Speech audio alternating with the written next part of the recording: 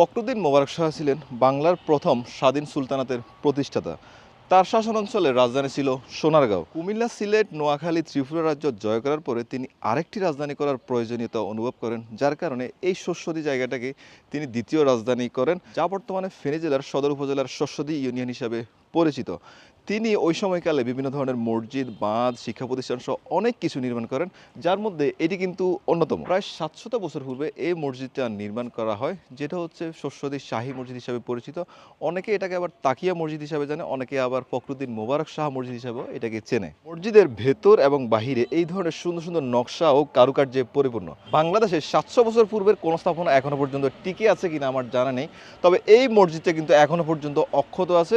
মসজিদের ভেতর বাহির দুইটাই কিন্তু যথেষ্ট সুন্দর এবং নান্দনিক। মসজিদটা যেহেতু একটা প্রত্নতাত্ত্বিক স্থাপনা, যার কারণে এই মসজিদে যদি কোথাও ক্ষতিগ্রস্ত হয় আপনার দ্বারা, তাহলে কিন্তু আইনানুগ ব্যবস্থা নেওয়া হবে। কর্তৃপক্ষ এই ধরনের একটা নোটিশ দিয়ে রাখছে। তো মসজিদের ভেতরটা যদি আমি আপনাদেরকে একটু দেখাই, এই মসজিদে টোটাল 6টা গম্বুজ রয়েছে। আমি যদি সামনের অংশ একটু দেখাই, টোটাল এখানে 3টা কাতারে 50 জন মানুষ নামাজ আদায় করতে পারে। মসজিদের গায়ে বিভিন্ন ধরনের নকশা কিন্তু আমরা দেখতে পাচ্ছি, চারপাশে কিন্তু বিভিন্ন ধরনের নকশা ও কারুকার্যে পরিপূর্ণ।